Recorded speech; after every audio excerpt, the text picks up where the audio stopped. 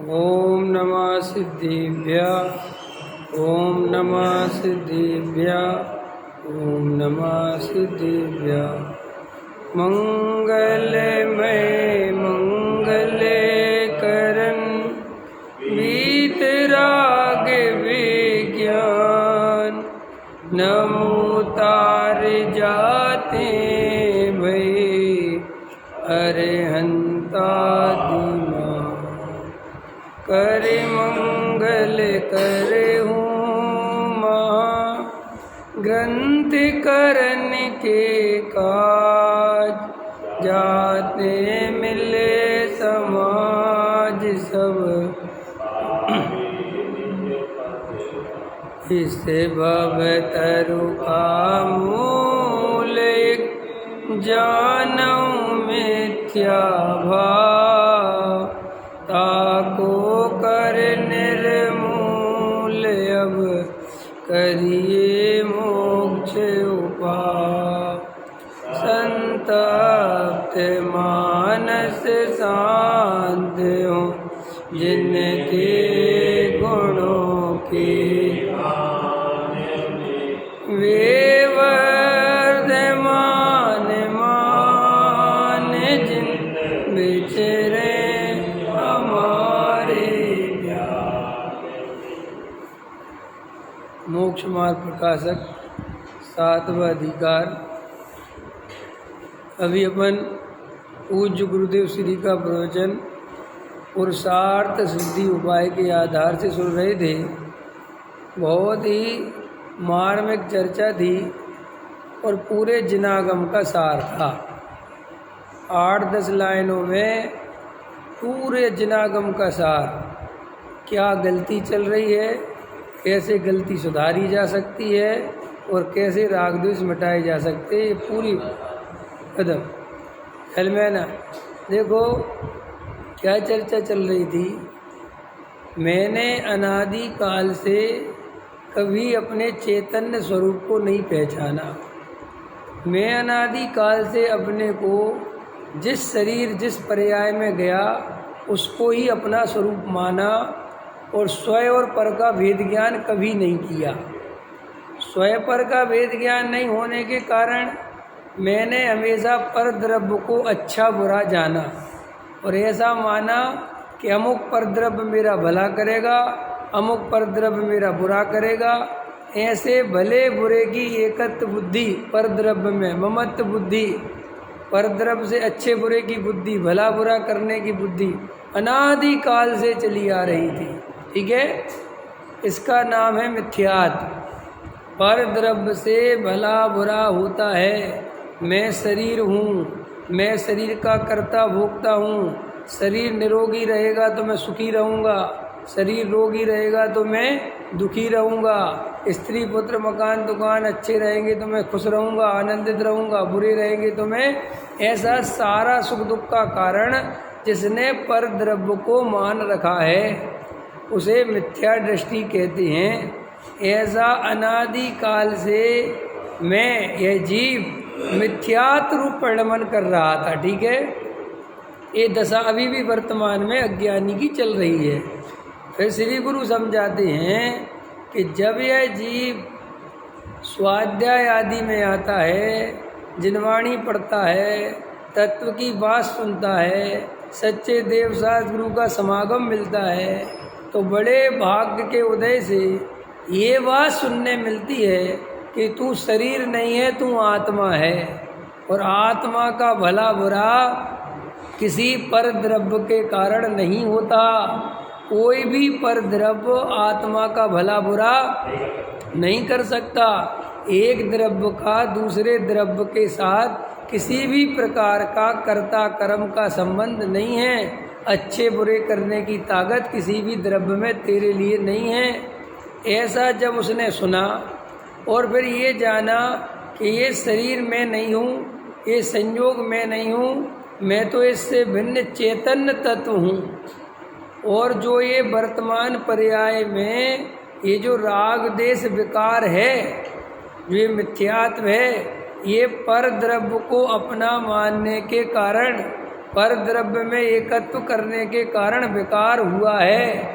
ठीक, इतनी बात हो गई, ये स्थिति हो गई, स्ट्रक्चर हो गया पूरा। अब क्या समझा रहे थे कि जब ऐसा मानकर जीव ने स्वपर का भेद ज्ञान किया, पहला स्टेप, पहला पुरुषार्थ, सम्यक पुरुषार्थ, सबसे बड़ा पुरुषार्थ क्या कि जीव ने जब ये वस्तु का स्वरूप सुना तो एकांत में बैठ के गहरा तत्व विचार किया। क्या विचार किया? क्या वास्तव में मैं ये शरीर नहीं हूँ? क्या वास्तव में ये शरीर मेरे से भिन्न है? क्या मैं जानने देखने वाला ज्ञान स्वभावी चैतन्य तत्व हूँ?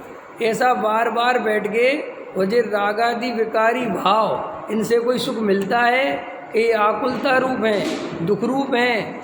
ऐसा जब उसने बैठ के सातों तत्वों का वस्तु स्वरूप का विचार किया, स्वपर का भेद ज्ञान किया, तब क्या हुआ कि जो वे अनंत पर पदार्थों के प्रति एकत्व बुद्धि थी, जो अनंत पर पदार्थों में ऐसी मान्यता थी कि ये मेरा अच्छा कर सकते हैं, ये मेरा बुरा कर सकते हैं, ऐसा जो मिथ्यात्व रूप परिणमन चल रहा था, ऐसी जो मिथ्या बुद्धि चल रही थी, ऐसा जो अज्ञान चल रहा था, ऐसे स्वपर के भेद ज्ञान के बल से ऐसे अज्ञान का, ऐसे मिथ्यात्व का उसने त्याग कर दिया।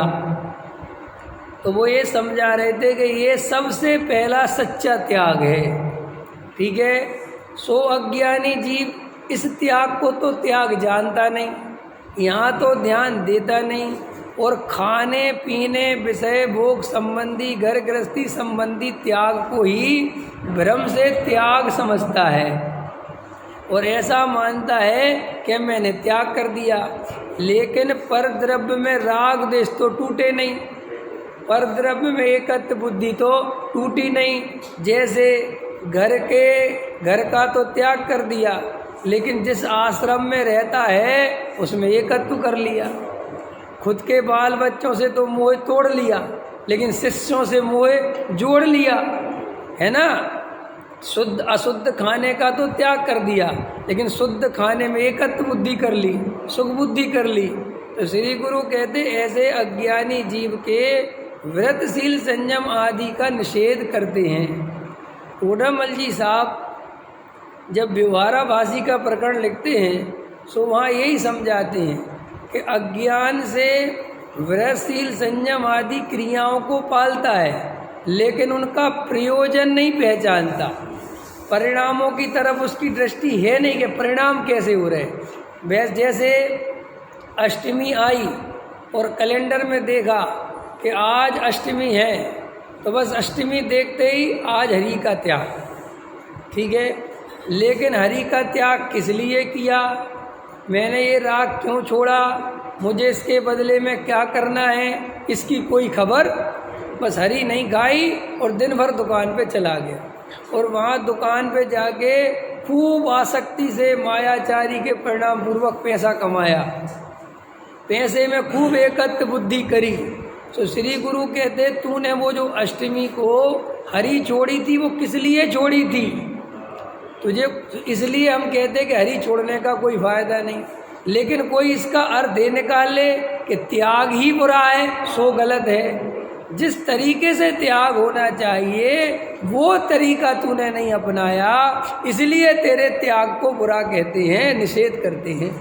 लेकिन कोई सम्यक रूप से वस्तु का स्वरूप समझकर स्वपर का भेद विज्ञान कर कर विवेक पूर्वक कोई क्रिया पालता है, हरि आदि का त्याग करे, संयम से रहे, निरंतर भेद ज्ञान का अभ्यास करे, आत्मा के अनुभव का पुरुषार्थ करे, सो वो जीव सम्यक दृष्टि जानना, वो सम्यक त्याग जानना, उसका निषेध जिनागम में नहीं किया गया है।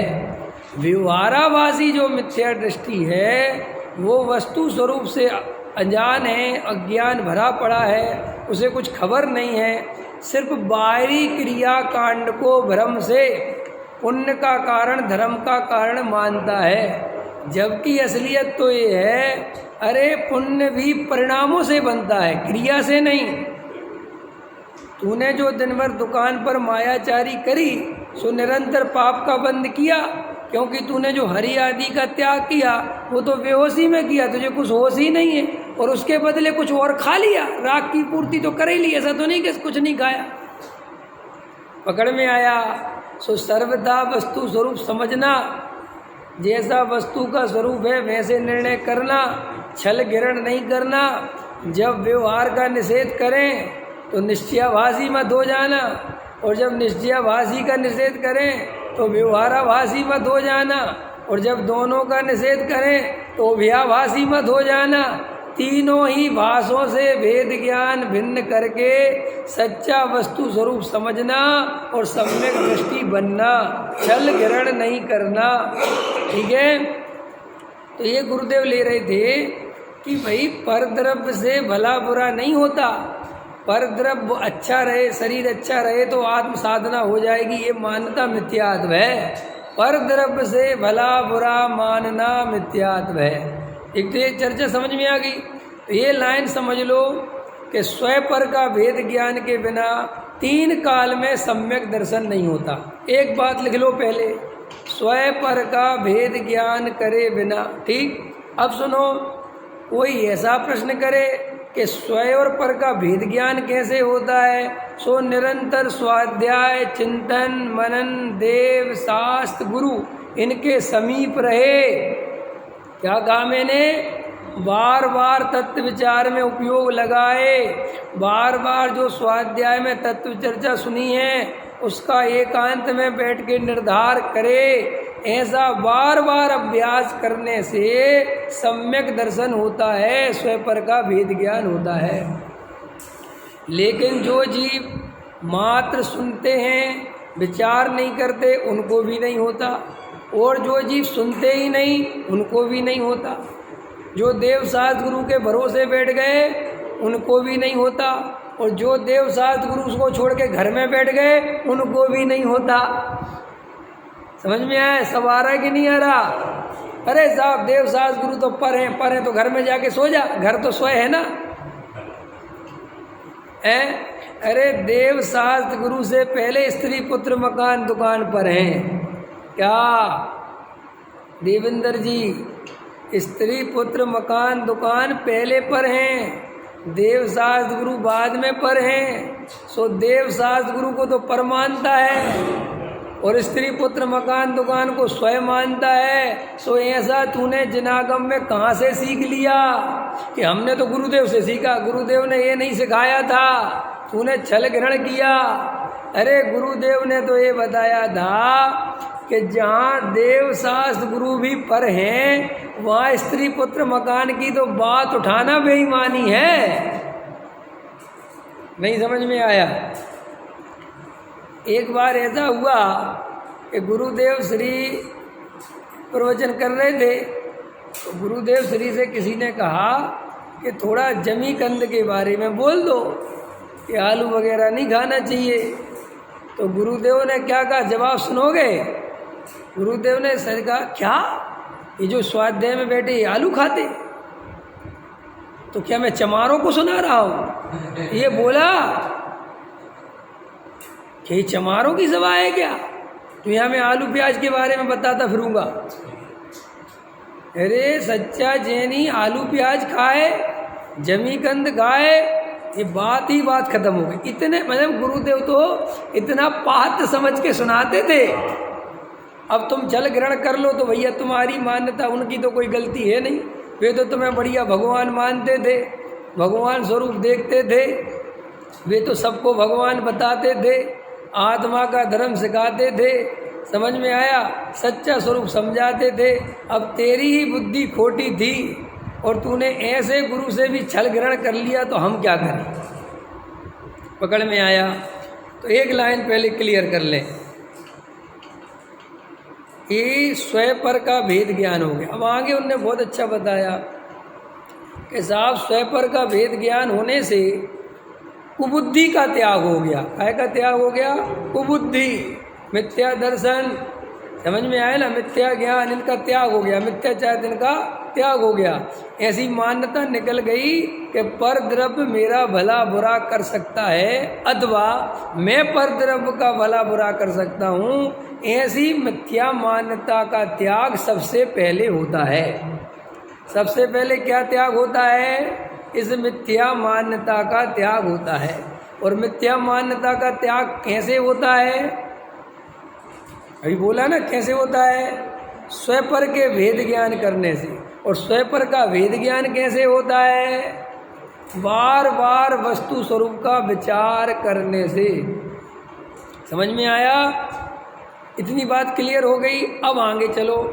फिर उनने ऐसा उठाया कि ये बात तो समझ में आई, लेकिन ऐसा होने पर भी सम्यक दृष्टि को भी राग द्वेष होते हैं। ये क्यों होते हैं? उन्होंने बहुत अच्छा बताया कि अवस्था के अवस्थ के कारण, पुरुषार्थ की कमजोरी के कारण, स्वरूप की अस्थिरता के कारण, अपनी आत्मा में नहीं रम पाने के कारण सम्यक दृष्टि ज्ञानी धर्मात्मा को भी राग द्वेष होते हैं। परिणामों में विकार उत्पन्न होता है। लेकिन ज्ञानी उस विकार को भला नहीं जानता, उसे अपना स्वरूप नहीं मानता, और ऐसा और ये भी नहीं मानता कि मैं इसका कर्ता भोक्ता नहीं, तो जो हो रहा है होने दो। नहीं, वो ये जानता है कि ये विकार अपने स्वरूप में स्थिर होने पर मिटेगा। क्या कर? विकार से तो वो लड़ता झगड़ता नहीं है। विकार से लड़ने झगड़ने का कोई मतलब भी नहीं है। विकार मिटाने के लिए घर छोड़ के भग जाओ। अज्ञानी क्या सोचता है? ये जो मुझे राग द्वेष हो रहे हैं ना अरविंद जी, अगर मैं दिल्ली नहीं रहता, कहीं जंगल में रहता, सोनागिर में रहता, तो ये राग द्वेष नहीं होते। तो अज्ञानी ये उपाय करता है राग द्वेष में, और यहाँ से छोड़ के कहाँ भाग जाता है? सोनागिर भाग जाता है। और सोनागिर में भूल जाता है कि वहाँ पे भी चालू हो जाता है ये ज़मीन कितने की मिल रही। देखे तुमने? लोग सोनागिर में जाके भी प्लॉटिंग करने लगे, वहाँ जाके भी घर बनाने लगे, है ना, धर्मशाला बनाने लगे। अरे अभी खरीद लो, ये बाद में महंगी हो जाएगी। तीर्थ क्षेत्रों का बता रहा हूँ मैं, क्योंकि बुद्धि तो वही की वही है। जगह बदलने से क्या होता है? पानी होता है ना, पानी, तो पानी तो तुम कितने ही बर्तनों में डाल दो, पानी तो वही का वही है, वो थोड़ी बदल गया। पहले गिलास में रखा तो गिलास जैसा दिखने लगा, फिर लोटे में रखा तो लोटे जैसा, फिर कटोरी में रखा तो, लेकिन पानी तो वही है। ऐसे ही तो स्थान बदलता है, संयोग बदलता है। समझ में आया कि नहीं? क्षेत्र बदलता है, काल बदलता है, लेकिन तू तो वही का वही है। तू क्या करेगा? सोनागिर में जाके रहा, फिर वहाँ पे भी राग द्वेष चालू होते हैं। तो राग द्वेष से बचने का उपाय पर द्रव्य से भागना नहीं है। और अज्ञानी जीव अपना दोष पर द्रव्य पे डालता है कि अगर मैं दिल्ली में नहीं रह रहा होता, अगर मैं कोई ऐसी जगह रह रहा होता ना पंडित जी, तो अभी तक तो मुझे सम्यक दर्शन की प्राप्ति हो जाती। समझ में आया कि नहीं आया? वो तो हम घर गृहस्थी में फंसे हुए हैं। अगर मेरे बच्चे आपके जैसे निकल जाते तो मैं तो कब का निवृत्ति ले लेता है। किसी बात समझ में आया? वो गुरुदेव ये ले रहे थे कि ज्ञानी धर्मात्मा, सच्चे ज्ञानी धर्मात्मा कभी भी ऐसा विचार नहीं करते। वो तो ऐसा निर्णय करके बैठे हुए हैं कि ये कोई मेरा ही कर्म का उदय है, जो मैंने पूरब में अज्ञानता में बहुत बांध रखे हैं। अब वे मुझे अपने स्वरूप में अभिस्थिर होने की स्थिति नहीं बन रही है, ये मेरी कमजोरी है। समझ में आया कि नहीं आया? इसलिए वो शांति से उस कमजोरी को स्वीकार करता है, और वो ये भी स्वीकार करता है कि ये पढ़ाता है ना रविंद्र जी की पूजा में ना, खटकती है राग आदि परिणति विकारी। समझ में आया? क्या है वो? स्वभाव के सन्मुख के कैसे टिकेगी। ख्याल में है ना? उसके पहले है ना कुछ और है? हाँ, विश्वास है शीघ्र ये भी मिटेगी, स्वभाव के सन्मुख के कैसे टेगी, नित्य निरंजन का अवलंब पाया। समझ में आया? तो वहाँ पे देखो क्या राग है, ये खबर है, और राग खटकता है, माने खटकता, वो खटकता शब्द है ना, खटकती है राग आदि परिणति में। खटकती माने वो दुख रूप दिखाई देती है, आकुलता रूप दिखाई देती है, ऐसे नहीं दिखाई देता ज्ञानी को। अरे राग तो राग में मुझे क्या लेना देना, चाहे जितना होता रहे, मैं तो राग को छूता ही नहीं। ये तो स्वच्छंदी होने का लक्षण है। जिसे राग दुख रूप नहीं लगे उसके आश्रव तत्व संबंधी भूल है कि नहीं, जल्दी बोलो। और आश्रव तत्व संबंधी भूल सम्यक दृष्टि के होती है कि मिथ्या दृष्टि के? तो वो मिथ्या दृष्टि हुआ कि सम्यक दृष्टि, जिसे राग आदि दुख रूप नहीं लगते। पकड़ में आया कि नहीं आया? कई लोग ऐसे हो गए हैं ज्ञानचंद, वो कहते राग अपने में है ही नहीं, राग से क्या लेना देना, राग अपना काम करे मैं अपना काम करूँ। अरे भाई तू कैसी बातें करता है? राग तुझे बर्दाश्त है और पड़ोसी का 1 फुट मकान बर्दाश्त नहीं है। क्यों? राग बर्दाश्त है और पड़ोसी जरा सी बाइक लगा दे इसके घर के, जरा सा, मान के चलो इसका घर 20 फुट का फ्रंट है और बीच में दरवाजा है और गाड़ी लगा दी उसने तो 2 फुट दाब लिया, 2 फुट इसका घर घेर लिया, तो लड़ाई झगड़ा करता है। जो महापरद्रव्य हैं जिनसे कोई अच्छा बुरा नहीं होता, अरे अभी तो गाड़ी हटा लेगा थोड़ी देर बाद, वहाँ इसके आकुलता मच जाती है, निकालो गाड़ी हटाओ, हमारे यहाँ क्यों लगाई। और राग की बात आती है, वो तो कहता पर्याय में है जी, मेरे में थोड़ी है। पर्याय में, मैं अपने में गजब है, तू अपने में है। अगर तू अपने में होता तो ये राग देश होते? किसी शास्त्र में लिखा है कि कोई अपने में रहे और राग देश हो जाए? बोलो।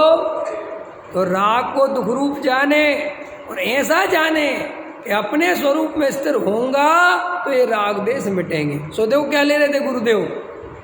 कि वो सम्यक दृष्टि निरंतर आत्मा में स्थिर होने का अनुभव करने के लिए उद्यमशील रहता है। रसगुल्ला खा के सोता नहीं है, पैसा कमाने में नहीं लग जाता, निरंतर उसके चित्त में उस आत्मानुभूति के उस स्वभाव में रमने का पुरुषार्थ बना रहता है कि वह धन्य घड़ी कब, वो देखता रहता है अंदर। बिल्कुल टोडामल जी साहब ने क्या लिखा देखो भाई, जैसे नदी का बहाव तेज हो सो नदी को पार करना मूर्खता है, तो क्या करें, सो जाएं? कि नहीं, लिखा टोडामल जी ने कि नदी का बहाव सदा काल एक जैसा नहीं रहता, इसलिए तू जागृत रहना। और जैसे ही नदी का बहाव कमजोर लगे तो तुरंत हाथ पैर मार के बाहर निकल जाना। ऐसे ही जब तीव्र कर्म का उदय हो तब ध्यान आदि में, स्वाध्याय आदि में मन नहीं लगे तो ये मत करना कि अरे छोड़ो क्या होता है इनसे, नहीं, शांति से बैठ के करते रहना। मन नहीं लगे तो भी लगे रहना, शांति से स्वाध्याय आदि से जुड़े रहना, सत्संग करते रहना, तत्व विचार करते रहना। इसी बीच में कर्म के उपसमाधि होंगे, कर्म का उदय मंद पड़ेगा और तुझे तुरंत आत्मानुभूति हो जाएगी। अरे जो जीव ध्यान में बैठते ही नहीं, तत्व विचार करते ही नहीं, तो क्या सम्यक दर्शन हवा में लटक रहा है क्या जो अपने आप आ जाएगा? ये श्वेतांबर मत नहीं है, ये झाड़ू लगाते लगाते केवल ज्ञान हो जाएगा। पोपाबाई का राज नथी, दिगंबर धर्म तो शुद्ध तेरा पंथ आमना में, तो पुरुषार्थ की ही मुख्यता से धर्म है।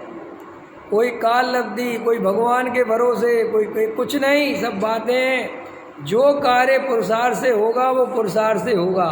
ये काल लब्धि और होना तू उसकी बात मत उठा, क्योंकि वो तेरे हाथ की बात। जैसे लोक में तू कोई भी काम पुरुषार्थ से करता है, ये सोच के नहीं करता कि काल लब्धि आएगी तब करेंगे। जब काम करता है तभी काल लब्धि आ जाती। बोलो आता है कि नहीं आता? तो धर्म के कार्य में पुरुषार्थहीन क्यों हो रहा है? तो गुरुदेव क्या ले रहे थे कि भैया तू तो आत्मा के अनुभव में उद्यमशील हो तो ये राग देश मिटेंगे। तो आत्मा के अनुभव में उद्यमशील कौन होगा? जो पहले स्वपर का भेद ज्ञान सच्चा करेगा। जिन जीवों के स्वाध्याय वगैरह अच्छे मजबूत नहीं हैं और जिनने सच्चा वस्तु का स्वरूप नहीं समझा, वे कितने ही ध्यान व्यान करते रहे, उन्हें कोई सम्यक दर्शन की प्राप्ति नहीं होनी है। पहले वस्तु का स्वरूप मजबूती से समझो, मिथ्या मान्यता का त्याग करो, पर द्रव्य से अच्छा बुरा होता है मान्यता का त्याग करो, सबसे पहला कार्य।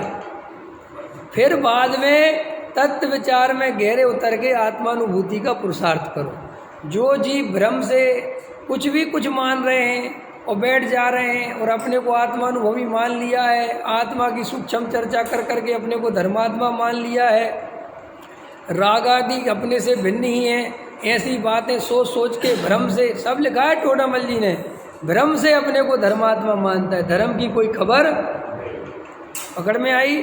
तो ऐसा आज अभी अपन ने जो स्वाध्याय सुना था वो 8-10 लाइनों में पूरा मर्म आ गया था। आ गया समझ में? असली मुमुक्षु कौन है? जो सबसे पहले वस्तु का स्वरूप समझे। देव शास्त्र गुरु पर हैं, ये पर तब पर हैं जब स्त्री पुत्र मकान दुकान भी पर हैं। जिन्हें स्त्री पुत्र मकान दुकान तो अपने दिखें, उनके लिए तो परेशान होवे, और मंदिर पूजा पाठ भक्ति को पर कहवे, तो ये अनीति है, ये ठीक नहीं है, ये सही वस्तु का स्वरूप नहीं है। स्वाध्याय आदि में तो तू कंटाला मानता है, अरे क्या रखा, और दुकान चलाने में कुछ रखा है, व्यापार करने में कुछ रखा है, वहाँ करता रहता है, वहाँ गुड़ा भाग लगाता रहता है। समझ में आए? इसलिए शांति से बैठ के जैसे बने राग आदि मिटाने का उपाय करना चाहिए। हमारे अंदर जो राग देश मिटे, यही असली धर्म है। किसी के राग देश तो ना मिटे और ये कहे कि मैं तो अपनी आत्मा में रहता हूँ, तो तू कैसा आत्मा में रहता है भाई? मैं आज तक अपने स्वभाव से बाहर आया ही नहीं, तो आया नहीं तो ये राग देश कैसे पकड़ में आया कि नहीं आया? अरे भैया गंभीरता से वस्तु स्वरूप समझना। तो अभी अपन ने बहुत वार्विक चर्चा सुनी, अब एक और थोड़ी सी बात करनी है। अभी कल एक बहन जी का फ़ोन आया था गुजरात से, तो वो साहब 2-3 दिन 4 वो पहले मैंने प्रवचन किए थे ना, कि वो तीर्थंकर मान के मूर्ति बना के पूजा करना, ख्याल में आया कि नहीं आया, और अपनी मनमानी करना। वास्तव में ये मूल जैन धर्म दिगंबर धर्म में ऐसी परिपाटी है नहीं, समझ में आया? और ऐसी आमना जैन धर्म के मूल दिगंबर पंथ में तो चलती नहीं, और कोई चलाता है, जबरदस्ती करता है, सो वास्तव में वो बहुत बड़ा पाप करता है। देखो भाई, पूज्य गुरुदेव श्री का पूरे मोक्षु समाज पर, पूरे जीव प्राणियों पर, समस्त लोक के जीवों पर बहुत उपकार है। उनने वस्तु का स्वरूप बताया, उन्होंने इस कली काल में अध्यात्म की क्रांति जगाई, स्वपर का भेद ज्ञान करना सिखाया। ऐसी बात सुनने ना मिलती थी, जीवों को ना समझने मिलती थी, वो पूज्य गुरुदेव श्री के प्रताप से सब में आई। सब लोग क्रिया कांड में उलझे थे, उनमें धर्म बुद्धि थी और आत्मा को नहीं पहचानते थे। वो गुरुदेव श्री का बहुत उपकार है, और ये उपकार हम सबको स्वीकार है। लेकिन कहीं भी हमारे आगम में, दिगंबर आगम में, कहीं पर भी ऐसा नहीं लिखा कि उपकारी का उपकार मानने के लिए उसकी मूर्ति बनाकर पूजा की जाए। समझ में आया? ऐसा कहीं, और अगर विचार करो तो एक प्रश्न आया उनका कि गुरुदेव से हमें प्रत्यक्ष लाभ मिला, महावीर वगैरह से, कुंद से तो हमें प्रत्यक्ष लाभ मिला नहीं, हमें तो जो कुछ मिला गुरुदेव से मिला। बात तो गुरुदेव ने कोई अपने घर से तो लाए नहीं थे, बात तो वास्तव में पूछा जाए तो महावीर की है, बात तो कुंद की है, बात तो अमृतचंद, वो खुद ही कहते थे कि मेरे घर की नहीं है, ये तो कुंद का माल है, वही कहते थे ना। उनने तो बताया है, तो बताया तो उनने क्या कहा बहन ने कि हमें गुरुदेव का प्रत्यक्ष, तो हमें गुरुदेव से लाभ मिला। ये सौगानी जी कहते थे कि हमारे लिए तो गुरुदेव तीर्थंकर से भी बड़े हैं। वही शर्तों में कहते थे कि हमें तीर्थंकर का तो साक्षात मिला नहीं, हमें तो गुरुदेव से मिला। हाँ, तो ऐसा बड़ा मानने में किस अर्थ में कह रहे वो अर्थ तो समझना पड़ेगा ना। वो इस अर्थ में तो नहीं कह रहे कि महावीर की प्रतिमा हटाओ और इनकी विराजमान कर दो, इस अर्थ में तो नहीं कह रहे ना वो ये कह रहे हैं कि इनकी प्रतिमा विराजमान कर दो। वो तो इस अर्थ में कह रहे हैं कि बहुत उपकार है, हम कैसे चुकाएं। सो उपकारी का उपकार कैसे चुकाया जाता है? सो सुनो, जैन धर्म में उपकारी का उपकार उनकी सेवा भक्ति करके नहीं चुकाया जाता। जैन धर्म में तो उपकार का अर्थ है कि जो उनने वस्तु स्वरूप बताया तू वैसा समझ और उस मार्ग पे चल, यही उनका उपकार चुकाना है। हम महावीर भगवान अगर आज समोसर में विराजमान हो और हमें मिल जाए और हम महावीर भगवान से कहें कि हे जिनेंद्र देव, हमारे तो परम सौभाग्य महाभाग्य खुल गए कि आप मिल गए और आपने हमें ये वस्तु का स्वरूप समझा दिया, हम आपका उपकार कैसे चुकाएं? हम अपनी गर्दन कटा दें, क्या कर दें तुम्हारे लिए? तो क्या कहेंगे महावीर, ए भाई शांत, ये कौन सी गर्दन वर्दन के पीछे पड़ गया कि हम आपकी 52 फुट की प्रतिमा बना दें, 50 फुट की बना दे? ये क्या समझ रखा है?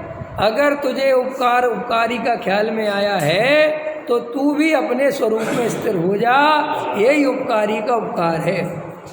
अगर हमें वास्तव में पूज्य गुरुदेव की महिमा है, वास्तव में पूज्य गुरुदेव के प्रति तुम्हारा अहोभाव है, तो पूज्य गुरुदेव श्री ने जो तत्व ज्ञान बहुत निर्मल अभिप्राय से जगत के जीवों को बताया है, उस तत्व ज्ञान को आगे पहुंचाओ। ऐसे काम मत करो कि उससे बाधा उत्पन्न हो जाए।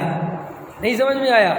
मान के चलो हम गुरुदेव की प्रतिमा विराजमान करते हैं, समझना ध्यान से वज्रसेन जी, तीर्थंकर मान के, और उसके कारण हजारों लोग तत्व ज्ञान से दूर होते हैं, लोगों की श्रद्धा खंडित होती है कि ये गीत मिथ्यात्व के काम क्यों कर रहे हैं। तो बोलो ऐसा काम करना चाहिए कि जिससे तत्व ज्ञान का नुकसान हो। और सही पूछो, वे गुरुदेव अगर वहाँ पे जहाँ पे भी विराजमान होंगे वो ये सब देख के खुश हो रहे होंगे? तो उनने कहा कि साहब गुरुदेव ने भी बोला कि मैं 5वें भाव में तीर्थंकर होऊंगा। हमने कहा बोला, बहन श्री ने जाति स्वर्ण में उनके ख्याल में आया, वो सब स्वीकार। हमें कोई ऐसा नहीं कह रहे हम कि बहन श्री का कोई वो जाति स्वर्ण गलत है या गुरुदेव भाई, लेकिन ये कब बोला था कि तुम मेरी प्रतिमा बना के पूजा करना और यही करना, ये बोला था क्या? अरे भाई उनने तो अपने आगे के भाव में क्या होगा वो बताया दिया, याद ख्याल में आ गया। सो वो कोई जैन धर्म में जाति स्वर्ण का कोई निषेध तो नहीं है, लेकिन ऐसा होने पर भी तीर्थंकर 24 ही है भरत क्षेत्र में ख्याल में, और उनकी ही पूजा होगी और जिनका आगम में नाम आया उनकी होगी। और वो भी अपन ऐसे जगह जगह जो त्रिकाल 24 ही है वो आगम में वर्णित है। अगर ऐसी अपन मन से परंपरा चलाएंगे कि वे वहाँ के तीर्थंकर को तो वहाँ के लोग पूजेंगे जब होंगे, अभी से क्यों पीछे पड़े हो? ये पक्षपात है। फिर दूसरी बात, ऐसा जिनागम में कब लिखा कि किसी को तीर्थंकर बना के प्रतिमा पूजने से ही वो महान होता है? अगर हम गुरुदेव को प्रतिमा बना के पूजा नहीं करेंगे तो क्या गुरुदेव महान नहीं कहलाएंगे? क्या गुरुदेव का उपकार कम हो जाएगा या हम उनके उपकार को नहीं मानेंगे? फिर और सुनो आगे, गलत परंपरा कभी नहीं डालनी चाहिए। आप ऐसा प्रश्न करते हो कि हमें गुरुदेव से प्रत्यक्ष लाभ मिला इसलिए हमें उनकी बहुत महिमा है, इसलिए हम उनकी भक्ति पूजा के उसमें और उनको वो तीर्थंकर होना है इसलिए हम प्रतिमा विराजमान करते। तो सुनो भैया, कुंद भी किसी को प्रत्यक्ष मिले होंगे कि नहीं? वज्रसेन जी बोलो। तुम्हें भले ही नहीं मिले, वे किसी को मिले होंगे कि नहीं? हजारों आदमियों को मिले होंगे कि नहीं? मिले थे ना? अच्छा, पूर्वजों को मिले थे और कितने खतरनाक मिले थे। कुंद के शिष्य कितने थे? अरे बोलो, तुम तो ग्रस्त की बात करते हो, गुरुदेव तो ग्रस्त थे ना, श्रावक थे, मुनि तो नहीं थे। हम तो आचार्य की बात कर रहे हैं, कुंद आचार्य और उनके कितने शिष्य। ठीक, अगर वे शिष्य गुरुदेव के उनके कुंद के अतिरेक में ये कहते कि हम तो महावीर की जगह कुंद के मंदिर बनाएंगे, तो क्या होता? क्या होता? जवाब दो। एक भी कुंद का मंदिर बना?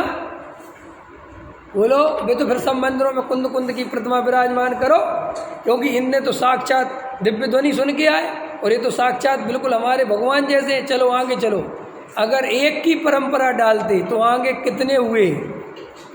बनाओ सबके मंदिर। उमा स्वामी हुए समंत, और समंत भद्र का तो साफ साफ लिखा है कि तीर्थंकर होने वाले तो क्या करें, पूजा करें, सब जगह प्रतिमा विराजमान करो, करो। फिर अगर तुम इसी से ही अपनी मनमर्जी चलाते तो फिर चलो ना आगे, और बोलो, चलो और आगे चलो। 10वीं और सुनो, अब और एक खतरनाक लॉजिक दे रहा हूँ। पूज्य गुरुदेव श्री को कुंद कुंद की कितनी महिमा थी बताओ, अमृतचंद की कितनी महिमा थी बताओ, बोलो। और सुनो, टोडरमल जी की कितनी थी? इतनी महिमा थी टोडरमल जी की गुरुदेव को कि जब मोक्ष मार्ग प्रकाशक मिला तो 7वां अधिकार तो अपने हाथ से लिख लिया। बोले ये तो इस भरत क्षेत्र का भाग्य है कि हम मोक्ष मार्ग प्रकाशक है। अब बोलो, तो गुरुदेव बनवा देते टोडरमल जी का मंदिर, टोडरमल जी की प्रतिमा विराजमान करवा देते। करो जी इनकी प्रतिमा, जी भविष्य में कहीं ना कहीं तो होंगे ही तीर्थंकर। आपको पता है पंडित टोडरमल जी को आचार्य कल्प टोडरमल जी क्यों कहा जाता है? पता है क्यों कहा जाता है? आचार्य कल्प की उपाधि आज तक पूरे दुनिया में टोडरमल जी के अलावा किसी को नहीं मिली, और उस समय मिली, सोचो बात, जो कितनी स्थितियां खराब थी, तो क्यों मिली? आचार्य कल्प का समझते हो? आचार्यों से भी जैसा उपकार पंडित होकर गृहस्थ होकर जिनने किया उनका नाम है टोडरमल जी। अगर टोडरमल जी का 7वां अधिकार मोक्ष मार्ग प्रकाशक नहीं होता तो सुनो, सुनो ध्यान से, कि गुरुदेव कहते थे कि कभी समय सार का रहस्य नहीं समझा जाता था। समय सार का रहस्य 7वें अधिकार के कारण समझा गया, न जीव स्वच्छंदी हो जाते। अरे टोडरमल जी साहब की कितनी महिमा करो, कितनी महिमा करूं मैं भी घोषणा कर दूं, एक प्रतिमा बनाओ। अगर ऐसी परंपरा हमारे यहाँ होती तो ये जैन धर्म सुरक्षित बचता? प्रश्न है आपसे, बचता? बोलो। पूर्वा पर सब दोष रहित तो है, पाप क्रिया से शून्य शुद्ध है, सजल मेघ बरसाए जिन वाणी, परमागम कहलाए जिन वाणी। ये जैन धर्म इतना महान क्यों है? क्योंकि यहाँ व्यक्तिवाद की पूजा नहीं है, यहाँ वस्तु स्वरूप की पूजा है। यहाँ जो बात कुंद ने कही वही बात समंत भद्र ने कही, वही उमा स्वामी ने कही, वही अमृतचंद देव ने कही, वही टोडरमल जी ने कही, वही बनारसी दास जी ने कही, वही आशाधर जी ने कही, वही जितने भी परंपरा में आचार्य हुए। और जो बात आदिनाथ ने कही वही बात महावीर ने कही। ऐसा कभी नहीं हुआ 3 काल में कि आदिनाथ ने कहा तत्व 7 होते हैं और अजितनाथ ने कहा नहीं 7 नहीं होते 6 होते हैं। ऐसा हुआ कभी? बोलो। 3 काल में एक मुक्ति का मार्ग एक रूप है, 3 काल में होए मुक्ति का मार्ग एक, बदलता नहीं। अरे यही तो जैन धर्म की सबसे बड़ी विशेषता है जिसे तुम खंडित करने में लग गए हो। जैन धर्म में एक से एक आए और एक से एक चले गए, लेकिन वीतरागी सर्वज्ञ हितोपदेशी जो वर्तमान पर्याय में हैं उनकी ही पूजा भक्ति।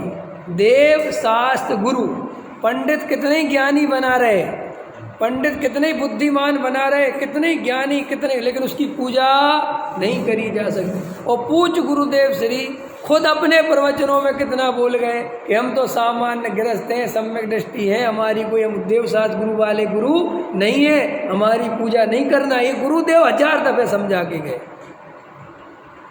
तो बोले ऐसे नहीं तो वैसे, वर्तमान में नहीं तो हम भविष्य के बना के पूजा कर लेंगे। अरे पूजा करनी ही क्यों, पहले ये बताओ। वे ही गुरुदेव ये समझा गए, वे ही तो गुरुदेव हैं जिनकी इतनी महिमा है कि जो ये समझा गए कि देव शास्त्र गुरु की पूजा में धर्म नहीं, वे ही समझा के गए, वे ही समझा के गए। प्रतिमा जड़ है, इनमें कोई धर्म, वे ही समझा के गए। हम तो पहले जानते ही नहीं थे, हैं? और यही मज़ेदार बात है, जिस बात को जिंदगी भर वे समझाते रहे, सुनाते रहे, और जब वे चले गए तो उन्हीं के अंध भक्तों ने उन्हीं के नाम पे वही कार्यक्रम चालू कर दिए जिन कार्यक्रमों का वो जिंदगी भर निषेध करते रहे। अच्छा, देव सात गुरु पर हैं, ये बात बोलने वाला इतिहास में कौन है बता? उठा लो तुम जहाँ तुम्हें उठाना हो। देव सात गुरु को पर कहने वाले गुरुदेव हैं। देव सात गुरु से भला नहीं होता, समोषण में केवल ज्ञानी भी भला नहीं कर सकते, ये बात बताने वाले गुरुदेव हैं। और तुम गुरुदेव को इतना भला मानने लगे कि साहब हमारे तो सब कुछ गुरुदेव, हमारे तो सब कुछ गुरुदेव, बेस भगवान तक को कह गए कि कुछ भला बुरा करने वाले नहीं, और तुम ऐसे उतावले हो रहे कि हमारे तो सब कुछ गुरुदेव, हमें तो गुरुदेव के अलावा कुछ नहीं, हमें तो गुरुदेव के अलावा कुछ नहीं। कमाल हो गया साहब, एक कैसी अंधी भक्ति है, एक कैसा पक्षपात है, और एक गलती से कितनी गलती हो सकती है। अगर हमारे पूर्वज ये गलती कर जाते कि कुंद कुंद का मंदिर बनाओ, उमा स्वामी का बनाओ, सबका बनाओ, तो क्या होता? और जाति स्मरण के भरोसे भगवान बनने लगते, तो फिर जाति स्मरण एक आध दो को नहीं होता, हर तीसरे आदमी को होता। अब क्या करें, क्या करें? देखो परंपरा कितनी खतरनाक होती है। वसु सेती नरक पहुंचा, स्वर्ग में नारद गया, है ना? ऐसा वर्णन आया कि राजा वसु सिंहासन सहित नरक में पहुंचा। सिंहासन सहित कोई पहुंचता नहीं। ये उस पाप की घोर निंदा के लिए, उस पाप की कुगति दिखाने के लिए बताया कि सीधा सातवें नरक पहुंचे। एक झूठ बोल के साहब झूठ बोले कि नहीं, वो एक झूठ के कारण कालांतर में कितना खतरनाक मामला बैठेगा। अजमाने बकरा, एक झूठ जिससे अनंत जीव मरेंगे, हिंसा होगी, उसका फल सातवें नरक। समझ में आए? उदाहरण दे दिया तुम्हें। ऐसे एक गलत परंपरा जो तुम अतिवादी में, अति भक्ति में, उसमें अतिरेक कर रहे हो, मर्यादाओं का उल्लंघन कर रहे हो, आगे कितनी गलत दिशा में ले जाएगी तुम इसकी कल्पना नहीं कर सकते। अरे तुम तो अभी मुमुक्षु, तुम्हारे पास तो तत्व ज्ञान है, तुम्हारी आड़ ले लेके अज्ञानी फिर क्या क्या करेंगे तुम उसकी कल्पना भी नहीं कर सकते। नहीं समझ में आया? देखो अपन मोक्षु है ना वज्रसेन जी, अपने मंदिर में कोई जरा सा व्यवहारी आगे दीपक देख ले ना तो चौंक जाता है, तुम्हारे मंदिर में दीपक। मैंने वो भी ये जानता है कि इनके मंदिर में गलती नहीं होनी चाहिए। और अगर तुम्हारे ही मंदिर में मैं तो कहता हूँ इस समय हमारा मोक्षुओं का सारा दिगंबर का जिम्मा अपने ऊपर है इसको निर्दोष चलाने का।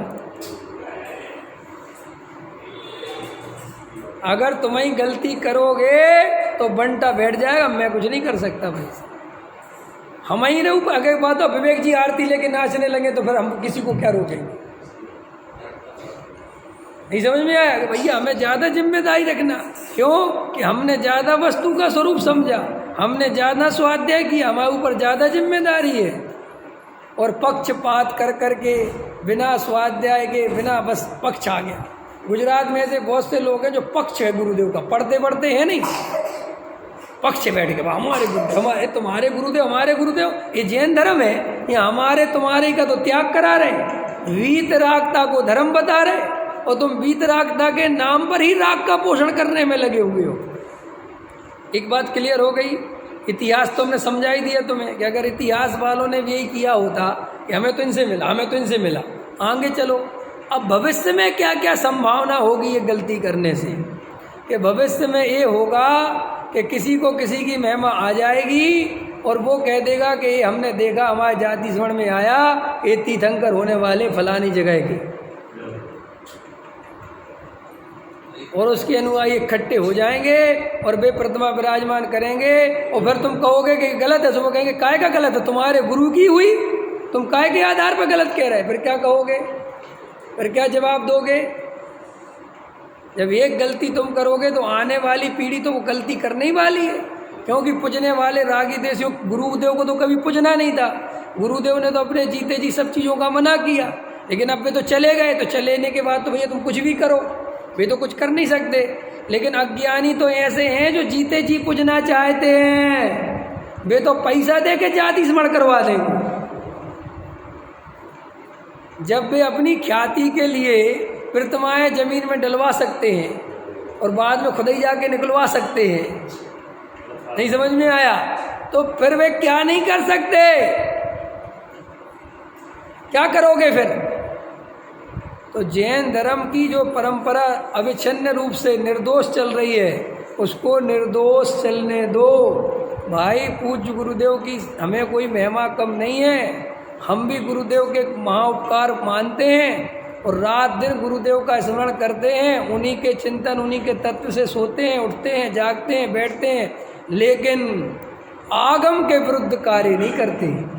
जैसी जिनागम में जो मूल वस्तु का स्वरूप बताया है उस परंपरा का निर्वाह करते हैं। और सुनो, अगर भविष्य में तीर्थंकर होगे इस बात से ही तुम किसी की स्थापना करते हो तो फिर बहुत होने वाले हैं जिनका आगम में वर्णन है। कृष्ण होने वाले हैं कि नहीं? बोलो। रावण होने वाले हैं कि नहीं? जल्दी जल्दी बोलते जाओ। रजवड़ होने वाले हैं कि नहीं? और राजा सैनिक होने वाले, तो सबकी करो विराजमान, करो पूजा। और वे तो आगम में वर्णन है, तुम जिनकी कर रहे हो वो तो आगम में है ही नहीं कहीं। और मैं ये कोई द्वेष से नहीं कह रहा हूँ, ये मैं कोई कसाय भाव से नहीं कह रहा हूँ। मुझे निर्दोष अविच्छिन्न धारा जैन धर्म की चलती रहे, ये मेरा कर्तव्य है वक्ता के नाते, इसलिए बोल रहा हूँ। मुझे किसी से द्वेष नहीं भैया, सब जीव स्वतंत्र हैं, जिनको अपनी मनमानी जो करनी करो, लेकिन मैं तुम्हें सावधान कर रहा हूँ कि इसका फल कितना बुरा है और एक घृत मिथ्यात्व के खाते में जाएगा। क्योंकि कोई नई परंपरा आगम से अलग खटके चलाना वो सब घृत मिथ्यात्व है। और हमें ख्याल में आया, तुम्हारे ख्याल की कोई कीमत नहीं है। ऐसे तो हर दिन किसी को सपने आने लगेंगे, फिर क्या करोगे? बोलो, क्या करोगे? सबके सपनों को बड़ा मानने लगे, सही मानने लगे, ऐसे नहीं चलेगा। और फिर दूसरी बात है, पूजा करने से धर्म होता ही नहीं है। कोई एक बात बताओ, गुरुदेव की प्रतिमा बना के पूजा करने सब में दर्शन हो जाएगा क्या? ये कहीं गुरुदेव ने बताया है क्या? हो जाएगा तो बताओ। नहीं होगा ना। उनने तो उल्टा ये बताया कि इनको, इनकी पूजा ही में लगा रहेगा, इनसे भला मानेगा, इनमें राग रखेगा, इनमें एकत्र रखेगा, तो उल्टा धर्म तो छोड़ महाधर्म और होएगा। वे तो रात दिन यही बताते रहे। हाँ, गुरुदेव ने कभी ये कहा हो वो लेके आओ कि तुम मेरी प्रतिमा बना के विराजमान करो, मेरी पूजा करो, ये बहुत बढ़िया बात है, तो मैं मानूंगा कि भाई। और अगर ऐसा तुम ले आओगे, ऐसा कहा है, उस दिन से हम गुरुदेव को मानना छोड़ देंगे। और लेकिन तुम अपनी मनमानी चलाओगे, गुरु के नाम पे चलाओगे। भैया गुरुदेव तो भैया बहुत सुलझे हुए जीव थे, मोक्ष मार्गी थे, सम्यक दृष्टि धर्मात्मा थे, और वे तो कालांतर में मोक्ष जाएंगे ही। लेकिन तुम उनके नाम पे वहाँ मत चले जाना जहाँ जाने का निषेध करती थी। OMG मत बना देना, वो समझ में, OMG समझ गए, वो मत बना देना। जिंदगी भर वो समझाता रहा कि कोई भगवान नहीं, कोई अच्छा बुरा करने वाला नहीं, बाद में मर गया, उसी की प्रतिमा बना दी, बोले यही असली भगवान है। ऐसे ही गुरुदेव ये समझाते रहे कि कोई किसी का अच्छा बुरा नहीं करता, कोई समोषण में भी भगवान भी तेरा अच्छा बुरा नहीं करते, और जो गुरुदेव को अच्छा मानने वाला माने, गुरुदेव अच्छा कर, गुरुदेव ने अच्छा। अरे गुरुदेव ने तो वस्तु का स्वरूप बताया, जिन जीवों की योग्यता थी उनने ग्रहण किया, नहीं थी, उसमें गुरुदेव का निमित्त रूप से उपकार है, उपादान तो मेरा ही था। और ये बात मैं नहीं कह रहा, ये बात तो गुरुदेव ने ही समझाई है, मैं तो गुरुदेव के ही दम पे कह रहा हूँ। इसलिए देखो भाई, गलत मत लेना, मेरी बातों को बुरा मत मानना, ना मैं कोई पक्षपात से कह रहा हूँ, ना मुझे कोई चिढ़ है, ना मुझे कोई बात है। मैं तो जो वस्तु का स्वरूप है वो समझाने के लिए बाध्य हूँ, उसमें मैं कुछ नहीं कर सकता। इसलिए मेरी बातों को अन्यथा ना लिया जाए। गलत परंपराओं के निषेध में ये बातें कही गई हैं, पूज्य गुरुदेव के विरोध में ये बात नहीं कही गई है। ठीक है, गहराई से इन बातों का चिंतन मनन करना। अभी का समय हो गया। सहजानंदी शोध